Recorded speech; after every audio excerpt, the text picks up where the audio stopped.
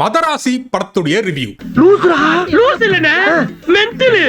இந்த படத்துல சிவகார்த்திகேயனுக்கு டியூலூஷன் அப்படிங்கிற ஒரு மனநலம் பாதிக்கப்பட்ட ஒரு வியாதி இருக்கிற மாதிரி காமிக்கிறாங்க. அதாவது பேசிக்கலா ஒரு பைத்தியங்க படத்துல சிவகார்த்திகேயன் ஒரு பைத்தியம்னு தெரிஞ்சுதான் என்ஐஏல வேலைக்கு வச்சிருக்காங்க. அவ்வளவு வீக்காவடா இருக்கு நம்ம என்ஐஏ. அவர் பைத்தியமா இருக்கிறது தான் ஹீரோயினுக்கு பிடிச்சிருக்கு.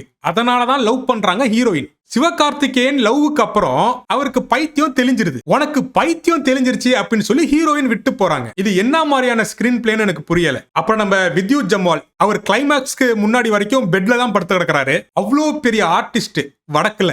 அவரை கூட்டாந்து பெட்ல படுக்க போட்டு என்ன ஆயில் மசாஜா பண்ண போறீங்க? ஒரு பைத்தியக்காரனை லவ் பண்ற ஒரு பொண்ணு, பைத்தியக்காரனை என்ஐஏல சேர்க்கிற ஒரு என்ஐஏ அதிகாரி. இதுல யாரு பைத்தியம்னு எனக்கு தெரியல. பைத்தியம்னு தெரிஞ்சு லவ் பண்ணவ பைத்தியம் தெளிஞ்சோன்னு விட்டுட்டு போறான்னா அவ எவ்வளவு பெரிய பைத்தியமா இருப்பா. நான் ஃபர்ஸ்ட் ஹாஃப்க்கு கொடுக்கக்கூடிய ரேட்டிங் என்ன அப்படின்னா